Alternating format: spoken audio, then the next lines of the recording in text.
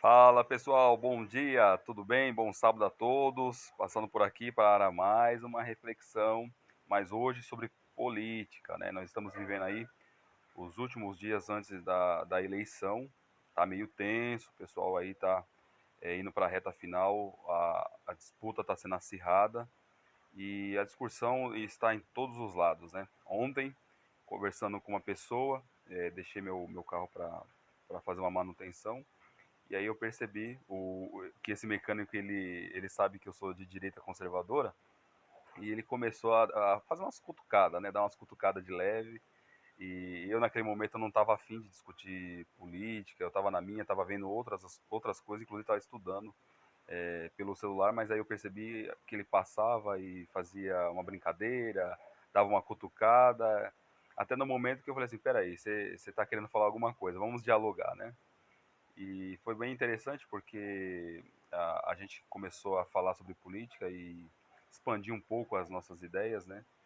E aí eu tive uma percepção do que está acontecendo aí com uma boa parte da sociedade, né?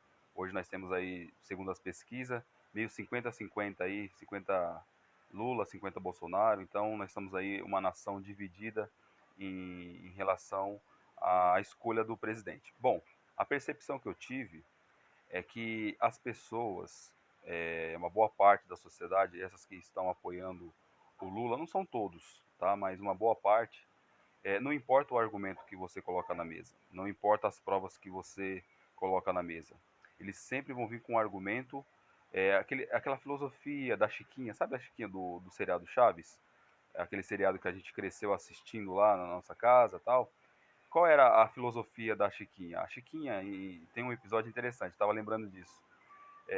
Quando o Chaves e o Kiko começou a fazer uma bullying, zoar com o Nhonho, a Chiquinha tomou partido, né? E ela ali fez uma apologética, uma autodefesa do Nhonho. E ela dizia o seguinte, né? Qual que era o discurso da Chiquinha? É o sim e daí. Vocês lembram? Se o Nhonho é gordo, sim e daí. Se ele tem bochechas de bulldog, sim e daí. Se ele parece um barril sem tampa, sim e daí. Então era a defesa da Chiquinha que sabia que o Nhonho era tudo aquilo, né? O que ela tá dizendo sim e daí? Ele é, mas e o que tem? E daí? Né? Então essa era a defesa da Chiquinha em relação ao Nhonho. E hoje, essa filosofia, esse discurso, essa apologética da Chiquinha está na boca de uma boa parte da sociedade, né? Porque você grita de um lado, mas o Lula é corrupto. E eles respondem, sim, e daí? Oh, mas o Lula é chefe de quadrilha. E eles respondem, sim, e daí? E aí você vai lá e coloca provas. Olha, mas ele foi condenado em 3 instâncias, por mais de 20 juízes que analisou o caso. A resposta do outro lado é, sim, e daí? Olha, mas o Lula é a favor da liberação das drogas. Aí a pessoa grita do outro lado, sim, e daí? E você exclama, continua exclamando, olha, mas ele é a favor do aborto, ele disse que tinha que tornar uma questão de saúde pública, que a pessoa tinha que ter liberdade de poder escolher e não ficar preso, ficar com vergonha, porque outros países já agem dessa forma. E aí você fala, olha, mas ele é a favor do aborto. Aí a pessoa grita do outro lado, sim, e daí? Olha, mas o Lula desviou dinheiro da Petrobras, né? Nós temos aí depoimentos do Palocci, entre outras pessoas, dizendo que o Lula é corrupto. E a resposta do outro lado, a pessoa exclama, sim, e daí? Resumindo, pessoal, é mais ou menos assim, as pessoas sabem, as pessoas que votam no Lula, eu tô dizendo, não tô falando aqui de lado de direita, tô falando do próprio lado esquerdo. As pessoas sabem, entendem, porque, meu, eu quero pensar que as pessoas não são burras. Elas sabem analisar, da mesma forma que eu faço uma leitura, as pessoas de esquerda sabem analisar. Né? Nós temos pessoas aí intelectuais. Poxa, será que quer dizer que o Moro estava errado? Os outros juízes do TR4 lá de Curitiba, ao analisar o caso, estavam errados? Os 20 juízes que por onde foi analisada as provas estavam errados? Então, peraí, eles sabem, no fundo, o petista mais honesto e sincero vai dizer, não, ele roubou mesmo. Ele falou mesmo que ele é a favor do aborto. Ele tem uma fala dele, não é fake news, tem uma fala, tem vídeos, provas dele dizendo que ele quer regulamentar a mídia, ele quer censurar mesmo. E aí as pessoas falam, não, eu sei, eu vi, eu assisti esse vídeo.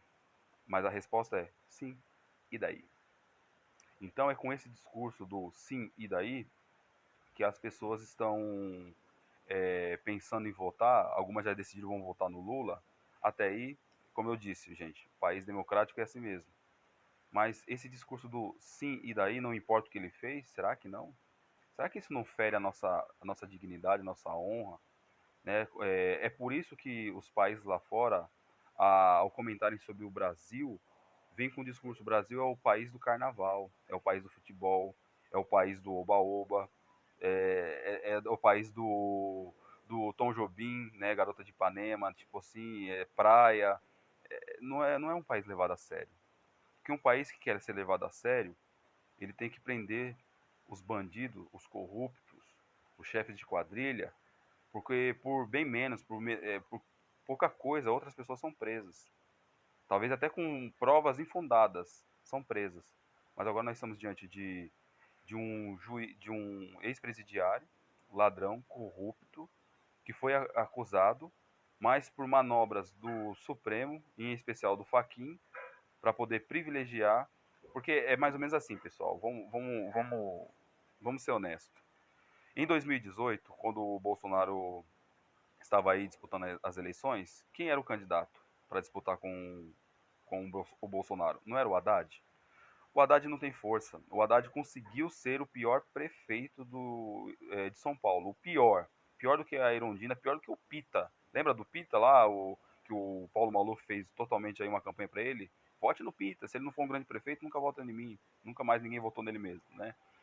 Mas o Haddad conseguiu ser o pior prefeito. Pintou faixas aí dizendo que estava fazendo bem para a sociedade. Gastou dinheiro, enfim, não fez nada. E aí ele não tinha força. O Bolsonaro estava vindo com uma ascensão forte, né? A sociedade estava clamando por uma mudança, as pessoas começaram a entender que tinha uma outra possibilidade, uma mudança, e via no Bolsonaro um braço forte para poder dar uma mexida, né, na corrupção, né? Aí pegou aquele bonde do Moro, né, da Lava Jato, e a coisa foi crescendo, e a sociedade foi acordando, falou assim, poxa, nós sonhamos por um Brasil melhor, sem corrupção, com a máquina pública sendo melhor administrada. Então o Bolsonaro veio forte, né? Ganhou aí as eleições com 56, 57 milhões de votos. O Haddad teve 44, 45, acho que por aí, né? Então ele não tinha força. E só conseguiu ainda esses votos porque estava vinculado ao Lula. Porque o Lula não podia participar porque ainda estava em trâmite a questão do julgamento. Aí o Bolsonaro assumiu, era isso que eu estava explicando para esse mecânico, né? Falei, aí o Bolsonaro assumiu. O discurso do Bolsonaro era: vou acabar com a mamata, vou fechar a torneira, ou seja, não vou repartir nada com ninguém no sentido de distribuição de cargos. As pessoas, os meus ministros, serão totalmente técnicos, não vai ter aí camaradagem e tal. O pessoal falou assim: eu vou pagar para ver, vamos ver se ele é tudo isso mesmo. O cara veio e colocou pessoas que a gente nem conhecia, tipo assim, ministro tal, assim, assim, assim, por competência, por currículo e não por camaradagem. Não colocou os amiguinhos, você tá entendendo? E aí o pessoal falou, opa, o pessoal principalmente o centrão, né? O pessoal aí do centro. Pô, o cara não reparte não, cara. O cara não fica aí comprando a gente com cargos, não. Aí, corrupção. Me fala, aponta, qual é a acusação de corrupção do governo Bolsonaro? Ele tem os defeitos dele, como todo tem, mas onde estão as provas? Cadê o crime? Cadê as malas de dinheiro? Cadê? Só tem as acusações, porque acusar todo mundo acusa, mas cadê as provas? Cadê o inquérito? Cadê o julgamento?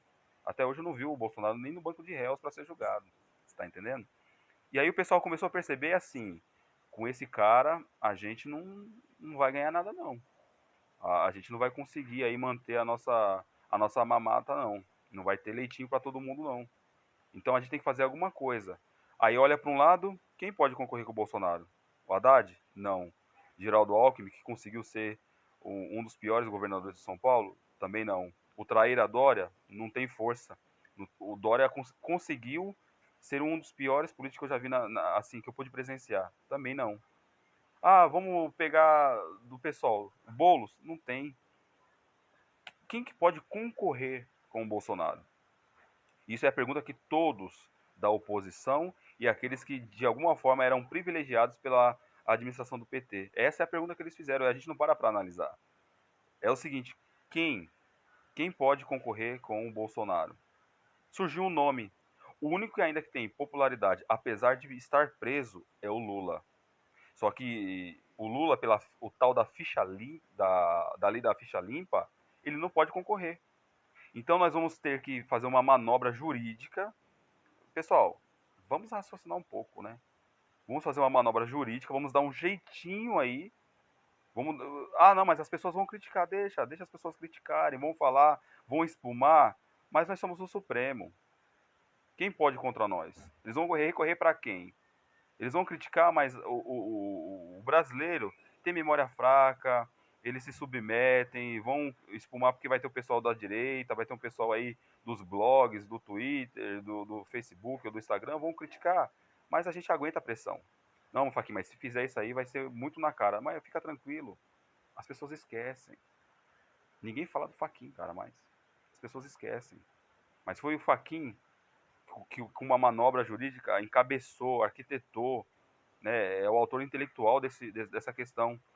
Achou uma brecha, que na verdade não é uma brecha, tipo assim, ah, o Moro julgou, tem provas, tem um monte de coisa contra o Lula, passou pelo TR4, passou por fulano e tal. Ah, mas quem tinha que julgar isso aí era São Paulo, porque alguns crimes aconteceram em São Paulo, Brasília, o Paraná, Curitiba não é o lugar. Então vamos dizer o seguinte, que como lá não é o lugar adequado, então tudo que foi feito, tudo que foi executado lá, está anulado. E vamos começar de novo. Aí é que está o problema, não começaram. Então eles só pegaram a parte, tipo assim, não é lá, vamos anular. Tudo bem, se tem esse entendimento, se existe esse entendimento jurídico, eu não sou doutor para poder aqui argumentar essa questão, tá, mas vamos lá. Se teve essa questão aí de, Curitiba não é competente, beleza. Vamos levar para Brasília, mas vamos julgar. A única coisa que eles fizeram foi anular para poder dar o direito do Lula a poder participar. Aí surge o tal da presunção de inocência, ou seja, ele é inocente até que se prova ao contrário. Ah, cá para nós, meu Deus do céu. É chamar a gente de trouxa, gente. É chamar a gente de imbecil. E sabe o que mais, assim, deixa a gente indignado, a gente que é de bem? É que dá a impressão que o crime compensa, que a Constituição está aí, mas ninguém respeita. Ah, o poder emana do povo. Será mesmo? Que povo? Que poder? Se é o Supremo e agora o TSE que dá as regras. Eles que ditam. Porque ninguém pode ir contra esse pessoal. Por outro lado, também vejo aí os ministros que o Bolsonaro indicou quietos demais, mansos demais, passivos demais. Tipo assim, sei lá, tem carta na manga, o exército tem uma carta na manga, eu não sei, mas tá tudo muito tranquilo. E o povo vai, tipo assim, os caras vão batendo e ninguém fala nada. Eles vão ganhando força, eles vão crescendo. Tá vendo? A gente fez, ninguém falou nada, ninguém veio pra cima. Eles vão ganhando força, vão avançando, vão avançando. Ou seja, enfiaram goela abaixo, desculpa a expressão chula, enfiaram goela abaixo e a sociedade aceitou. Ou seja, quando eu falo sociedade, uma boa parte, né? Eu não aceitei e não aceito nunca. O Lula agora está apto a concorrer às eleições. Então você tem um monte de provas contra o Lula, você tem aí o Supremo, que é um partido político, e as pessoas falam assim, sim, e daí? TSE vai lá e censura a Jovem Pan, sim, e daí? O TSE vai lá e censura o Brasil Paralelo, que ia soltar aí um documentário que, diga-se de passagem, todos os documentários do Brasil Paralelo são excelentes, tá? São técnicos, são estudados, bem didáticos, é excelente, vale a pena assistir. Né? Um documentário que ia sair, eu acho que na segunda-feira, sobre quem mandou matar Jair Messias Bolsonaro, o Alexandre de Moraes foi lá e falou assim, não, só depois das eleições vocês podem soltar isso aí. Desmonetizou o canal dos caras, fez ou seja, censurou na cara dura. E sabe o que é engraçado? Ninguém fala nada. Quando eu falo ninguém, ninguém que tem poder, que pode ir de igual para igual. Cadê os senadores? Que ainda fazem parte da gestão ainda. Não estou dizendo os recém-eleitos, porque nós não podemos colocar na conta desse pessoal. Eles não assumiram ainda. Mas cadê os senadores? São os senadores que têm o poder, ou que deveriam ter o poder de julgar essa questão. De falar assim, peraí, cara, você está indo longe demais, você tá achando que você é quem? Que você pode tudo e você pode fazer acontecer, mandar e desmandar e vai ficar por isso daí mesmo? Censurar na cara dura, Jovem Pan, Gazeta do Povo, entre outros jornalistas, Zoe Martinez, né? Então, foi feita uma manobra, voltando aqui ao assunto do Lula, foi feita uma manobra para dizer assim, o cara, ele está apto para poder concorrer e nós temos que aceitar. É possível que um descondenado, um ex-presidiário, um chefe de quadrilha, um ladrão, um bandido, um mentiroso, amigos de ditadores, possa governar o Brasil. E aí o que fica, para metade da sociedade, é o discurso. Sim, ele é tudo isso. E daí?